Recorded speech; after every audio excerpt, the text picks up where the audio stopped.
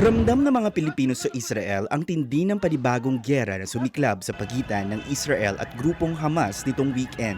My God, malakas ito, malakas. 6 na taon ng OFW sa Israel si Lance bilang caregiver at kahit makailang beses na raw siyang naipit sa gulo, mas matindi raw ang kanilang nararanasan ngayon.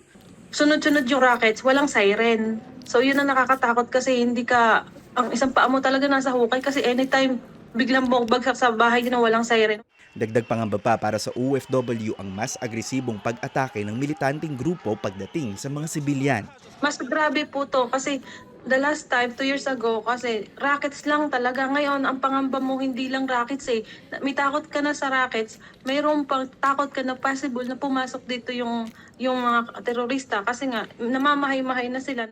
Walang balak pa sa ngayon na lumikas ang ilang mga OFW sa gitna ng kaguluhan doon pero nagsimula na rin daw silang maghanda sakaling lumala ang tensyon. Ginawa ko, naglagay ako ng mga damit sa bag ko, naglagay ako ng passport ko, nilagay ko na sa bag, yung pera na ipon ko, at yung mga dokumento na talagang secured ko na yon sa isang bag. Isang Filipino community leader naman sa Israel ang nagsabing may ilang kababayan tayong na hostage ng grupong Hamas pero hindi pa ito makumpirma ng mga otoridad sa ngayon.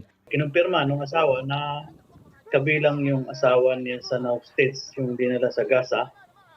Pero wala pa namang confirmation sa Israeli army. Dagdag naman ng Embahada ng Pilipinas, walang Pilipinong nasawi pero may mga kababayan tayong nasaktan dahil sa bakbakan. One of those who were injured, he was shot while being rescued by Israeli defense forces. While he was being rescued from a shelter, he was accidentally injured.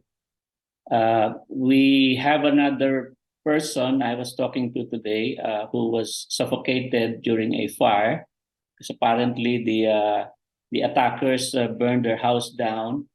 Nakaalerto ang Foreign Affairs at Migrant Workers Departments para tulungan ang mga Pilipinong matatrap dahil sa gulo.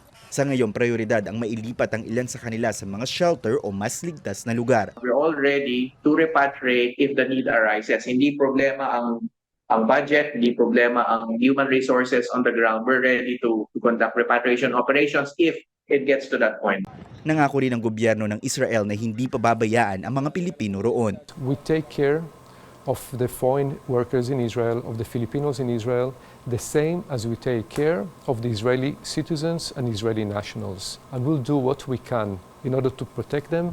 Inilabas din ng DMW at DFA ang mga emergency hotline na maaaring kontakin ng mga kababayan natin sa Israel at kani-kanilang mga pamilya sakaling kailanganin nila ng tulong mula sa gobyerno. Tristan Odalo, CNN Philippines.